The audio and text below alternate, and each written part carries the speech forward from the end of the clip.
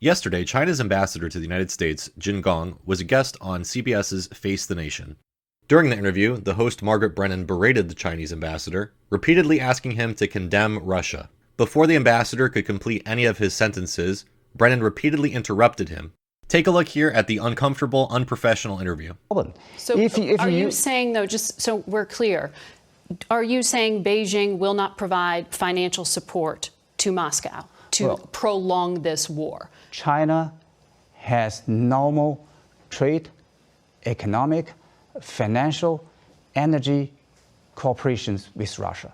As I said just now, so it's not changing. You're not changing your relationship. These are the normal business between two sovereign countries, based on international order, laws, including WTO rules. And let's talk about those international laws, because 4 days ago, the International Court of Justice ordered Russia to stop its military actions. China abstained from that. The vote was 13-2. The only country that stood next to Russia was China. Well, that sounds like you are condoning and not condemning. China makes its observation and conclusion based independently, based on the merits of the matter itself. On the one hand, the United Nations Secretary General said that Russia invaded. Yeah, we oppose. On the one hand, China opposes the UN purposes and the principles, including the respect for the national sovereignty and the territorial integrity of all countries, including Ukraine. Okay. On the other hand, we do see there's a complexity in the history of the Ukraine issue.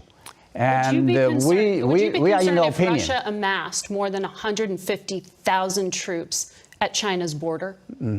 Well, that's why we want just to be clear, to have a China, friendly, good neighborly relations with Russia. But you would recognize that's not good, friendly, neighborly relations to put 150,000 troops on the border of a neighboring country and then to send those troops into that country. Well, in those circumstances, why can't you condemn this as an invasion?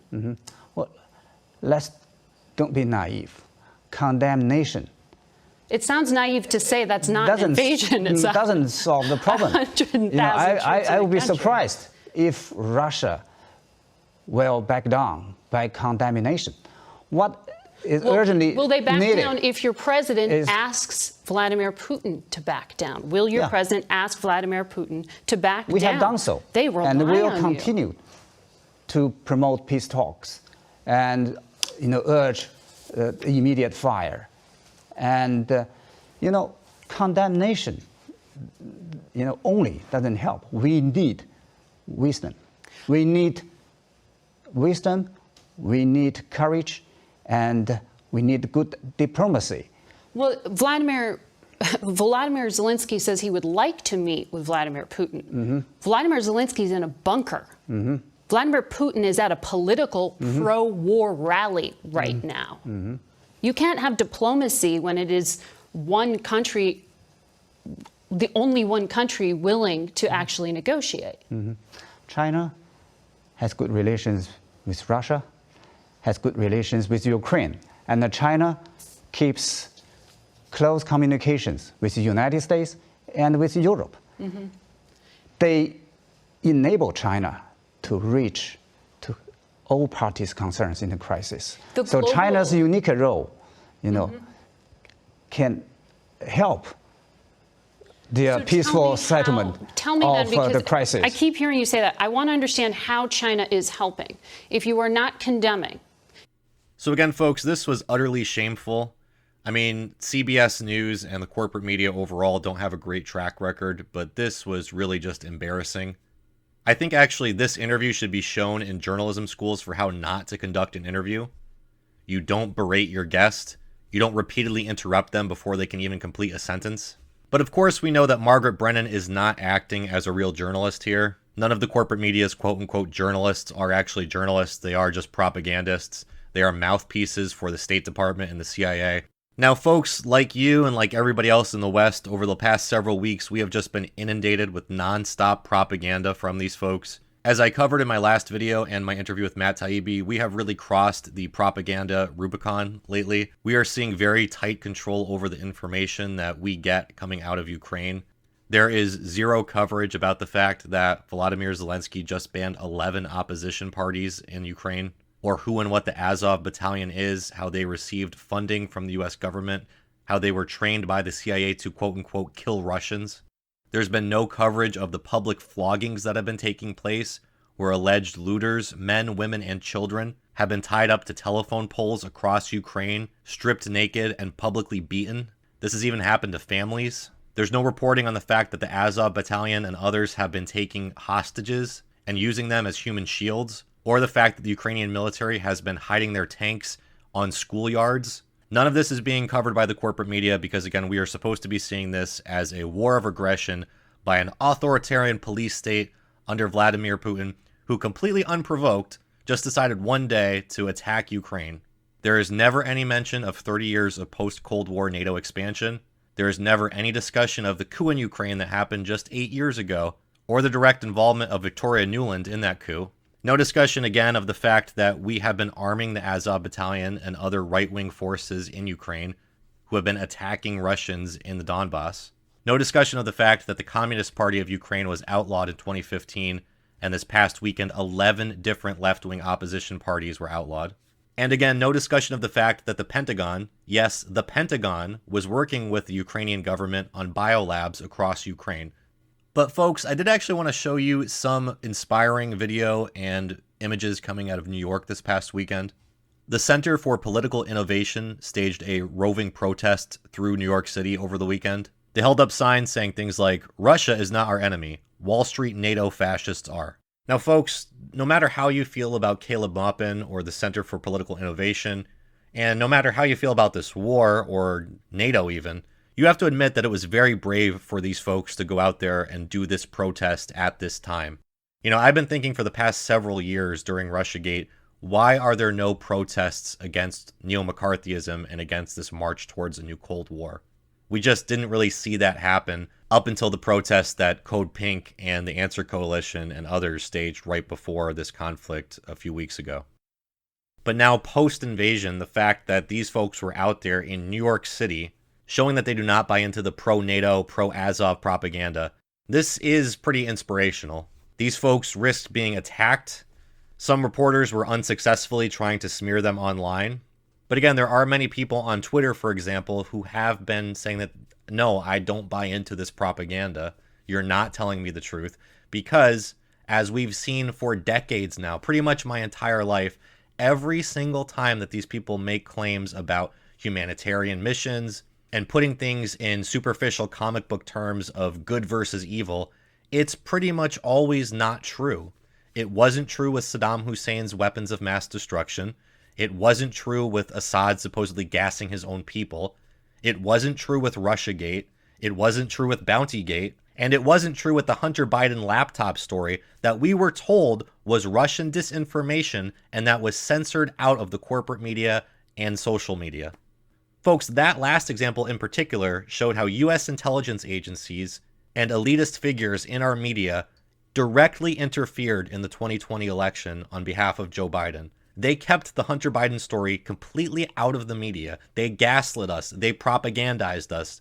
They censored the truth. And this is what they do again and again and again. They lie and they lie and they lie. You know, I would be very receptive to Western propaganda if my entire political memory wasn't just one constant experience of the corporate media and politicians and these intelligence assets at these think tanks lying over and over and over again about absolutely everything. Haven't we been propagandized enough? This week is the 19th anniversary of the invasion of Iraq, where the United States government killed 1 million Iraqis based on a lie about Iraq having weapons of mass destruction. The corporate media, politicians, intelligence agencies lied to the American public, told us that Iraq had weapons of mass destruction that they were going to use so that they could invade Iraq, install a puppet state, and steal the oil from Iraq. And it didn't matter how many American soldiers, how many American contractors and how many Iraqi civilians died in the process, because they don't care. All they care is about their geopolitical game. And that is what Ukraine is about. It is not about the people of Ukraine. They don't care how many people in Ukraine die. In fact, they're probably happy the longer that this goes on, the more Ukrainians die. They want this to be what Afghanistan was in the 1970s and 80s, a graveyard for everyone involved. NATO will fight to the very last Ukrainian to hurt Russia, because that is what this is about, extending NATO's sphere of influence into former Soviet republics. That has been what has been happening for the past 30 years. There was no reason for NATO to even exist after the Cold War, yet we have extended it time and time and time again, closer and closer to Russia's borders. NATO has bombed civilians in the Balkans, in Afghanistan, in Libya. And that is what this war is about. That is why we have been arming Nazis in Ukraine. That's largely what Russiagate was about demonizing Russia, about instituting neo-McCarthyism across the West, about branding anyone who is anti-establishment as being a Russian asset. That's why people get deplatformed and censored and shadow banned. That is what this is all about. Information warfare for the benefit of a transatlantic, neoliberal, neoconservative elite class. And that fact alone is what all of our propaganda networks is trying to keep out of the minds of the average citizen. It needs to always be about the poor Ukrainians or the poor Syrians or the poor Iraqis prior to the US invasion. The Western establishment never looks in the mirror, never considers the damage that it has done.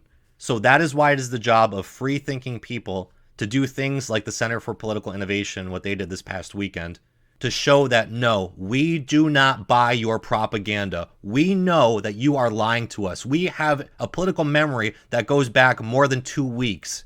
We understand that you are deceiving con artists who have lied to us again and again and again. And you have murdered millions of people around this planet, men, women, and children. And you are the ones who are funding Nazis. You are on the side of Nazis right now.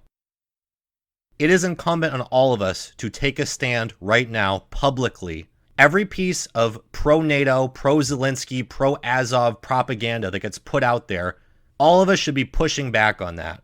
Every time that the Atlantic Council or Bellingcat or the Council on Foreign Relations puts out any of their propaganda, all of us should be saying, fuck you, you're a liar. That doesn't make us Putin puppets to say that. It makes us free-thinking people who refuse to be propagandized.